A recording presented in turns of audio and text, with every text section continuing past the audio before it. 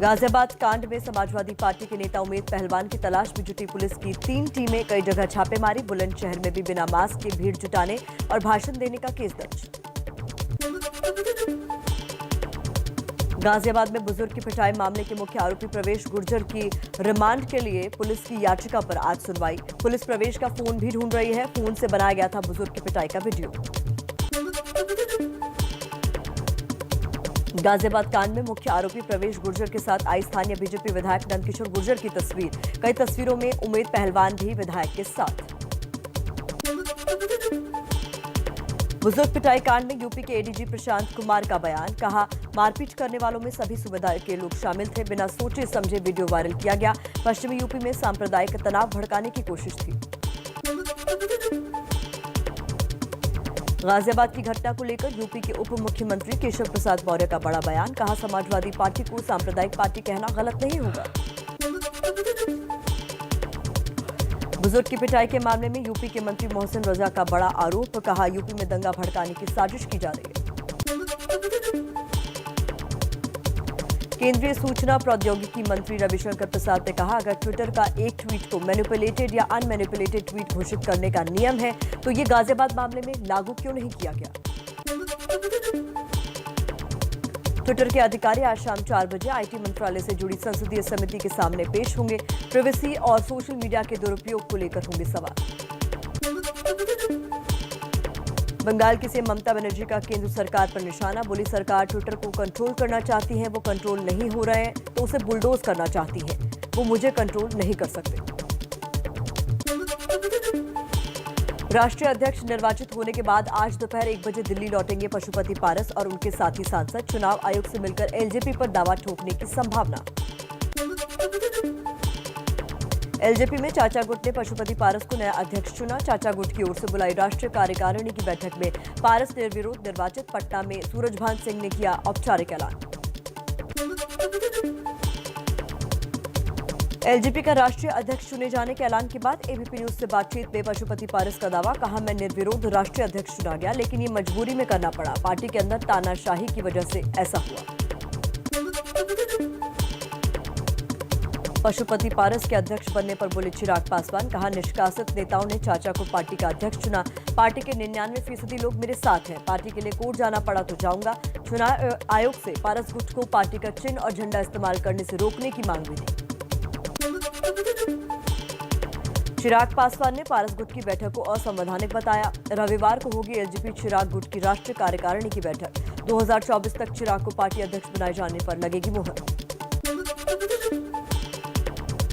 LJP में टूट को लेकर चिराग पासवान जल्द सड़क पर उतरेंगे। बिहार में निकालेंगे संघर्ष यात्रा। चाचा पशुपति पारस के संसदीय क्षेत्र हाजीपुर से हो सकती है यात्रा की शुरुआत। पश्चिम बंगाल के राज्यपाल जगदीप धनखड़ ने दिल्ली में गृह मंत्री अमित शाह से मुलाकात की। राज्य में कानून व्यवस्था को लेकर जानकारी दी। कांग्रेस नेता अधीर रंजन चौधरी से भी मिले। बंगाल में ममता सरकार और राज्यपाल की लड़ाई तेज। ममता बनर्जी ने कहा, राज्यपाल जगदीप धनखड़ को वापस बुलाने के लिए पीएम मोदी को 3 बार चिट्ठी लिखी। टीएमसी नेता कुणाल घोष ने राज्यपाल पर निशाना साधा। बोले, राज्यपाल बीजेपी सदस्य की तरह काम कर रहे हैं। बंगाल सरकार को परेशान करने की कोशिश कर रहे हैं। राज्य में राष्ट्रपति शासन लगाने की साजिश कर रहे हैं। बंगाल की सीएम ममता बनर्जी ने कोलकाता हाईकोर्ट में याचिका दाखिल की। नंदीग्राम के नतीजों में गड़बड़ी के आरोप को लेकर शिकायत। याचिका पर आज सुनवाई हो सकती है। बीजेपी नेता अमित मालवीय ने ममता बनर्जी पर निशाना साधा। कहा, ममता ने जनता के फैसले को चुनौती दी है। उन्हें दूसरी बार हारता हुआ देखना दिलचस्प होगा। यूपी में चुनावी मोलभाव शुरू। निषाद पार्टी ने बीजेपी को धमकाया। कहा, मांग नहीं मानेंगे तो अलग लड़ेंगे चुनाव। मन के मुताबिक सीटें और फिलहाल मंत्रिमंडल में जगह देने की मांग की है। दिल्ली के मुख्यमंत्री अरविंद केजरीवाल ने घर घर राशन योजना की फाइल फिर से एलजी को भेजी। केजरीवाल ने कहा, हमारी योजना कानून के मुताबिक है। कोरोना काल में इसे रोकना गलत। एलजी ने भी कभी इसका विरोध नहीं किया। पंजाब कांग्रेस में अंदरूनी कलह जारी। सीएम कैप्टन अमरिंदर सिंह रविवार को दिल्ली में कांग्रेस अध्यक्ष सोनिया गांधी से मुलाकात करेंगे। कलह को लेकर कमेटी की रिपोर्ट पर दोनों में चर्चा होगी। पंजाब में आम आदमी पार्टी के 3 बागी विधायक कांग्रेस में शामिल हुए। कांग्रेस नेता हरीश रावत ने दिल्ली में विधायकों को राहुल गांधी से मिलवाया। दिल्ली में है तमिलनाडु के मुख्यमंत्री एम के स्टालिन। आज सुबह 10 बजे कांग्रेस अध्यक्ष सोनिया गांधी से कर सकते हैं मुलाकात। कर्नाटक बीजेपी में अंदरूनी कलह पर कर्नाटक प्रभारी अरुण सिंह का बयान। कहा 2-3 विधायक पार्टी को बदनाम करने की कोशिश कर रहे हैं। और चलिए इसी तरह कुछ और खबरें आपको दिखा देते हैं फटाफट अंदाज में। विश्व स्वास्थ्य संगठन यानी WHO की मदद से एम्स के कराए गए सीरो सर्वे का अनुमान कोरोना की दूसरी लहर की तरह खतरनाक नहीं होगी तीसरी लहर। 62% लोगों को हो चुका है कोरोना। कोरोना फ्रंटलाइन वॉरियर्स के लिए विशेष रूप से तैयार क्रैश कोर्स प्रोग्राम आज से होगा शुरू। प्रधानमंत्री नरेंद्र मोदी करेंगे शुरुआत। मुंबई, चेन्नई, बेंगलुरु समेत 9 शहरों में अब उपलब्ध होगी कोरोना की रूसी वैक्सीन स्पुतनिक वी। कंपनी ने ट्वीट कर दी जानकारी। डेल्टा प्लस वेरिएंट कोरोना की तीसरी लहर को बना सकता है खतरनाक। महाराष्ट्र के सीएम उद्धव ठाकरे के साथ स्वास्थ्य विभाग की बैठक में विशेषज्ञों ने जताई चिंता। कोरोना की तीसरी लहर को लेकर एबीपी न्यूज से बोले महाराष्ट्र के स्वास्थ्य मंत्री राजेश टोपे। कहा सावधानी बरतने की जरूरत है, हमें इसकी तैयारी रखनी चाहिए।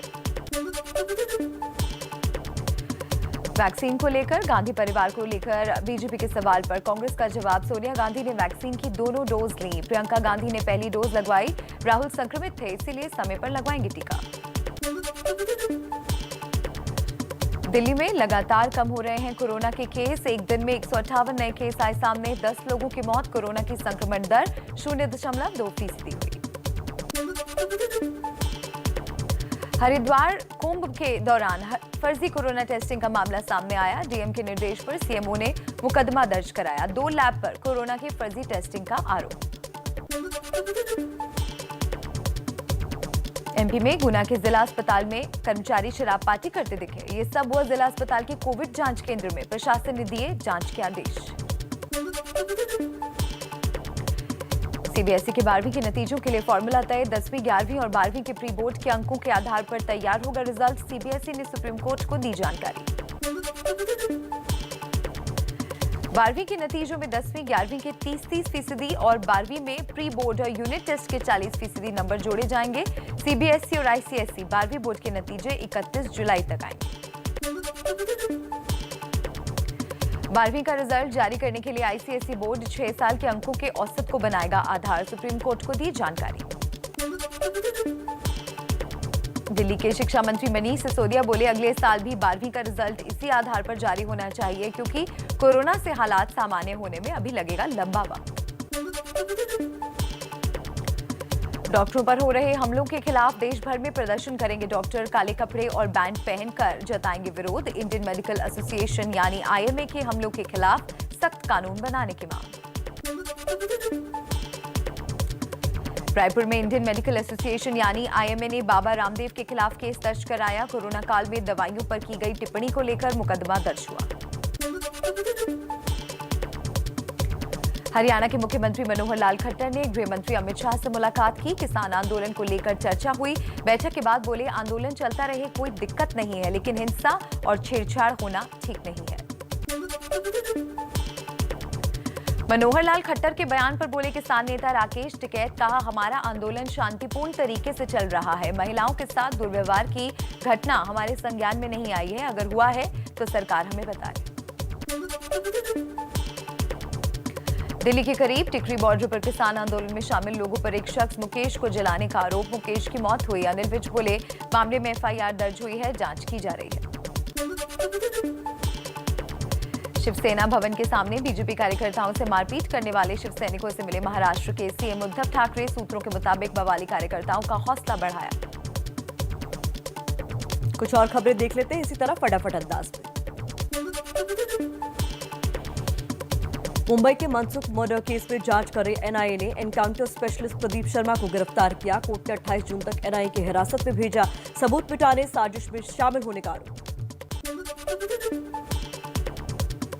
एनआईए ने प्रदीप शर्मा के कई ठिकानों पर छापेमारी की। घर से छापेमारी में एक रिवॉल्वर मिला।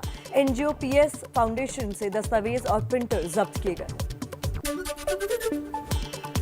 एनआईए सूत्रों के मुताबिक मनसुख हत्याकांड का मास्टरमाइंड था प्रदीप शर्मा। मनसुख की हत्या प्रदीप शर्मा के लोगों ने की थी। हत्याकांड में इस्तेमाल कार भी उपलब्ध कराई थी। एनआईए ने प्रदीप शर्मा के साथ 2 और लोगों को गिरफ्तार किया। आरोपियों का नाम सतीश और मनीष बताया जा रहा है। मनसुख हत्याकांड में अब तक कुल 10 लोगों की गिरफ्तारी हो चुकी है। एंटीलिया केस में बीजेपी का शिवसेना पर निशाना। राम कदम ने कहा, पूरे मामले में महाराष्ट्र सरकार के बड़े नेता शामिल हैं। एक के बाद एक शिवसेना नेता गिरफ्तार हो रहे हैं। मुंबई में ड्रग्स मामले में कोर्ट ने दिवंगत सुशांत सिंह राजपूत के दोस्त सिद्धार्थ पिठानी की जमानत याचिका खारिज की, लेकिन पिठानी को शादी के लिए पैरोल पर कुछ दिनों के लिए बाहर रहने की इजाजत दी। दिल्ली हिंसा मामले में कोर्ट के आदेश पर जेल से रिहा हुए दिवांगना नताशा और आसिफ जमानत के खिलाफ दिल्ली पुलिस की याचिका पर आज सुप्रीम कोर्ट में सुनवाई। बिहार के हाजीपुर में बैंक से लूटे गए पैसे बरामद। 11 जून को एचडीएफसी बैंक से 5 लुटेरों ने दिन दहाड़े 1 करोड़ 19 लाख रुपए लूटे थे। बिहार एसटीएफ और 3 जिलों की पुलिस ने मिलकर 93 लाख रुपए बरामद कर लिए। जम्मू कश्मीर के श्रीनगर में हाईकोर्ट के जज की सुरक्षा में तैनात जवान जावेद की आतंकियों ने की हत्या। आतंकी संगठन टीआरएफ ने हमले की जिम्मेदारी ली। अलवर के रहने वाले 42 साल के सीआरपीएफ के जवान शेर सिंह श्रीनगर के पंथा चौक पर हुए आतंकी हमले में शहीद। बुधवार को आतंकियों ने घात लगाकर सीआरपीएफ की गाड़ी पर फायरिंग की थी। नेपाल से सटे बिहार और यूपी के इलाकों में तेजी से बढ़ रहा है बाढ़ का खतरा। नेपाल से 4.5 लाख क्यूसेक पानी गंडक बैराज में छोड़ा गया। बिहार के गोपालगंज में गंडक नदी के पानी से दहशत। नेपाल से गंडक नदी में 4 लाख क्यूसेक से ज्यादा पानी छोड़े जाने के बाद 6 ब्लॉक के 50 गांव में बाढ़ का पानी घुसा। बिहार के सीतामढ़ी में बागमती नदी में नहाने गए 5 बच्चे डूबे। गांव वालों की मदद से एक बच्चे को सुरक्षित निकाला गया। एक की मौत, 3 बच्चों की तलाश जारी। भागलपुर में बाढ़ से बचाव की तैयारी में जुटे स्थानीय लोग पेड़ों पर रहने के लिए बना रहे हैं मचान। बिहार के कैमूर में लगातार बारिश से बिगड़े हालात। अनुमंडल अस्पताल समेत डीएसपी और पुलिसकर्मियों के आवास में भरा पानी। बिहार के रोहतास में लगातार 3 दिनों से मूसलाधार बारिश से कई इलाकों में बाढ़ जैसे हालात। सैकड़ों एकड़ जमीन में जल जमाव से बर्बाद होने की कगार पर धान का बिचड़ा। नेपाल में लगातार हो रही बारिश के चलते यूपी की श्रावस्ती में राप्ती नदी का कहर। कई दर्जन गांव जलमग्न हुए। बाढ़ में फंसे लोगों को निकालने की कोशिश में जुटा प्रशासन। यूपी के महाराजगंज में खतरे के निशान से ऊपर बह रही हैं 3 नदियां। भरवाहिया नाले का तटबंध टूटा। कई गांव में घुसा बाढ़ का पानी। यूपी के बहराइच में लगातार 5 दिनों से बारिश की वजह से नदियां उफान पर हैं। घाघरा नदी में 3 बैराजों से करीब 3 लाख क्यूसेक पानी छोड़े जाने से खतरनाक स्तर पर जलस्तर। वाराणसी में 9 घंटे की बारिश के बाद हर दावे की पोल खुली। कांग्रेस के प्रदेश अध्यक्ष अजय लल्लू समेत कई नेताओं ने पानी में चलकर प्रदर्शन किया। पिछले 4 दिनों से हो रही रुक रुक कर बारिश और नेपाल की ओर से घाघरा नदी में छोड़े जाने की आशंका के चलते आजमगढ़ प्रशासन सतर्क। बाढ़ संभावित इलाकों में स्थापित 10 बाढ़ चौकियों को सक्रिय किया गया। भारत और न्यूजीलैंड के बीच आज से वर्ल्ड टेस्ट चैंपियनशिप का फाइनल साउथहैम्पटन के रोज बाउल मैदान पर होगा match. World test championship final के लिए प्लेइंग 11 का ऐलान। 6 बल्लेबाज, 2 स्पिनर और 3 तेज गेंदबाजों के साथ उतरेगी टीम इंडिया। मिताली राज और झूलन गोस्वामी ने बनाया बड़ा रिकॉर्ड। भारत की ओर से सबसे अधिक समय तक टेस्ट मैच खेलने वाली महिला क्रिकेटर बनी। मिताली और झूलन का टेस्ट करियर 19 साल 154 दिन का हो गया। ओवरऑल मिताली झूलन से आगे सिर्फ सचिन ही है। टीम इंडिया के पूर्व कप्तान मोहम्मद अजहरुद्दीन से हैदराबाद क्रिकेट एसोसिएशन के अध्यक्ष की कुर्सी छीनी। नियम तोड़ने के आरोप में नपे हैदराबाद क्रिकेट एसोसिएशन की मेंबरशिप भी रद्द। टोक्यो ओलंपिक के लिए भारतीय महिला टीम का ऐलान। 8 खिलाड़ियों का पहला Olympic. Star striker Rani Rampal संभालेंगी team की कमान। दिग्गज टेनिस प्लेयर राफेल नडाल का बड़ा फैसला। इस बार टोक्यो ओलंपिक गेम्स और विंबलडन में हिस्सा नहीं लेंगे। 16 साल लंबे करियर के बाद सर्जियो रामोस छोड़ेंगे रियल मैड्रिड का साथ। रामोस ने क्लब के लिए जीते कुल 22 खिताब, जिसमें 4 चैंपियंस लीग और 5 लीग्स भी शामिल। अक्षय कुमार की आने वाली फिल्म पृथ्वीराज का विरोध। चंडीगढ़ में क्षत्रिय महासभा के लोगों ने किया प्रदर्शन, फिल्म बैन की मांग।